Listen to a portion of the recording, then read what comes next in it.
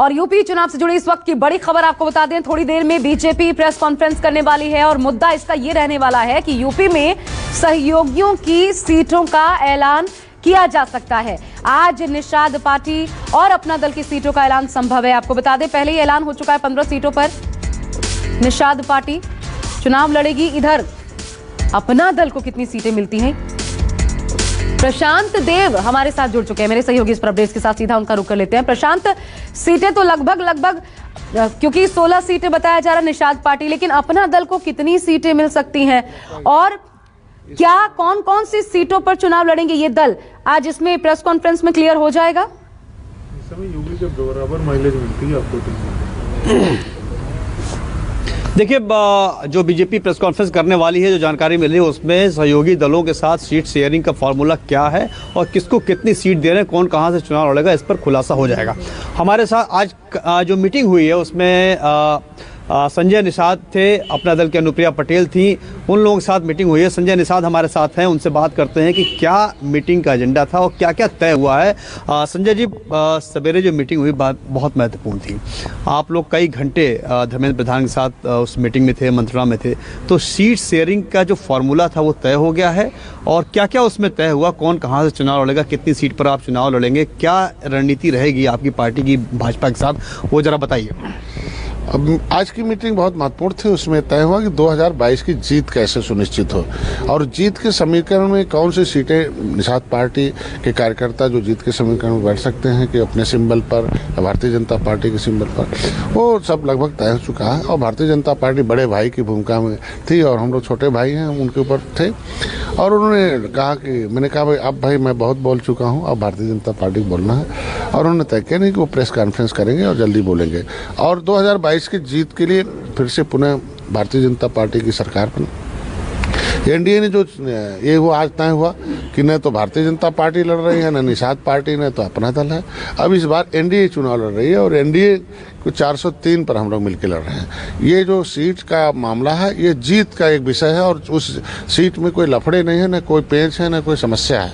जीत के लिए हम लोग आए कि जितना सीट निर्धारित की एनडीए ने उससे अधिक सीट जीत कर दिखाए, तब तो निषाद पार्टी और डॉक्टर संजय का कोई महत्व नहीं आएगा। तो मैंने उनसे बताया कि 160 सीट निषाद बाहुल है, वो हमारे ऊपर छोड़िए, हम लोग तालमेल मिलाइए और हमारे कार्यकर्ता, भारतीय जनता पार्टी कार्यकर्ता मिलजुल के और 2022 के जो भी पिछली सरकारों ने जितना भी इन्हें सताया है, जो इनके हिस्से पर डकैती डाली है, जो भी आरक्षण पर जिस तरीके से हुआ है, चाहे इनकी हिस्सेदारी का है, जैसे मैंने उनसे बताया मेरे समाज के लोग किसी विभाग में जाते हैं तो चपरासी खोजते हैं, कोई बाबू खोजते हैं कि मिल जाए तो हम किसी अधिकारी से अपनी बात कह लें। थाने में जाते हैं तो हम अपना होमगार्ड, अपना सिपाही खोजते हैं, पता चला कोई नहीं पाता। तो मैंने उनसे बताया कि निषाद ही नहीं, इनके साथ और ढेर सारी जातियां हैं कि जो आपके 2014 के सामाजिक न्याय समिति का रिपोर्ट था, वो रिपोर्ट कार्ड पाने के बाद ही ये जातियां जान गई कि हाथी बटन दबाओ तो उनके बेटे हाकिम पैदा होते हैं उनके माँ के कोख से, और साइकिल बटन दबाओ तो यादव भाई की माँ के कोख से हाकिम पैदा होते हैं। और उनकी कोई नहीं, गांव का यादव नहीं, उनके चंगू मंगू होते हैं जो लखनऊ और में घूमते दलितों के दल। गाँव का दलित नहीं है, गाँव का यादव भी अभी दलदल में पड़ा है। तो ऐसे में उनके चंगू मंगू हीरो हो गए, बाकी जीरो हो गए। तो सारी जातियों में समय आक्रोश हो गया। 2014 से लगातार समाजवादी पार्टी, बहुजन समाज पार्टी से मोह भंग हो गया और उस मोह भंग में धीरे धीरे आप देखो 2017 में भी मैंने उनसे बताया कि बड़ा गठबंधन हुआ था कांग्रेस और सपा का, फिर भी हम लड़ गए 72 सीटों पर। एक ऐतिहासिक हमें वोट मिला, जीत तो एक ही मिली, लेकिन एक जीत की मतलब नहीं थी। उसमें ये 30 साल का जो जंगल राज था, किस तरीके से सताए जाते थे इनके द्वारा, इनके अधिकारियों के द्वारा। जैसे सरकार आती थी हर जगह उनके लोग नजर आते थे, बाकी लोग उपेक्षित होते थे।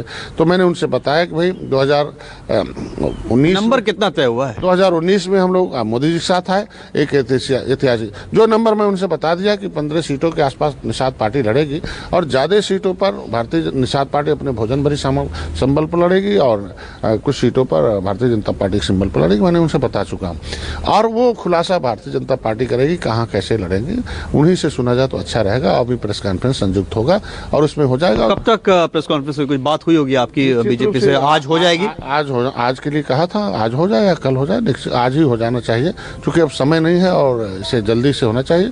और देश में एक माहौल है कि जो पिछड़े हैं, अति पिछड़े हैं, सभी लोगों के साथ जो भेदभाव हुआ था पिछली सरकारों के द्वारा, वो भेदभाव बिना जो माननीय मोदी जी ने जो योजना चलाई, माननीय मोदी जी के द्वारा जो मतलब भारतीय जनता पार्टी के द्वारा जो भर्ती हुई इस बार बिना भेदभाव की, उससे ज़्यादा लोग संतुष्ट हैं। और कुछ जो सामाजिक मुद्दे हैं जो पिछली सरकारों के द्वारा जो उसे विसंगति पैदा की है उसको दूर करने में भारतीय जनता पार्टी साथ दे रही है।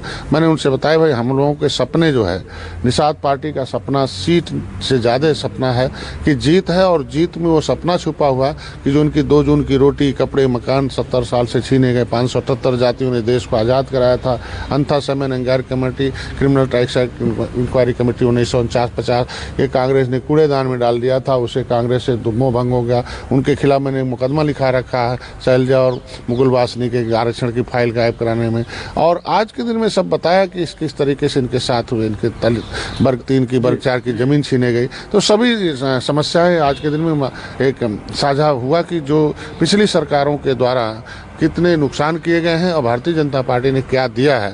जिस बिंदुओं पर चर्चा हुई, जैसे मत्स्य मंत्रालय दिया, उन्होंने 20,000 करोड़ रुपया प्रधानमंत्री मत्स्य योजना में दिया। निषाद राज के किले पर एक पर्यटक स्थल घोषित किया, निषाद राज के गले मिलते एक मूर्ति लगी आई। तो ये सारे तो संजय जी, जिस तरीके से अचानक से इतने लोग एग्जिट करके बीजेपी से गए, समाजवादी पार्टी में शामिल हुए, ऐसा नहीं लगता, ऐसा लोग कह रहे हैं कि आपका वजन और बढ़ गया और आप अपनी बात मनवाने के लिए ठीक है। नमस्कार, मैं हूं मानक गुप्ता। अगर आपको हमारा ये वीडियो पसंद आया हो तो इसे लाइक और शेयर जरूर करें, और हां, हमें सब्सक्राइब और फॉलो करना ना भूलें ताकि आप देश और दुनिया की कोई खबर मिस ना करें। तो जुड़े रहिए हमारे साथ और देखते रहिए न्यूज़ 24।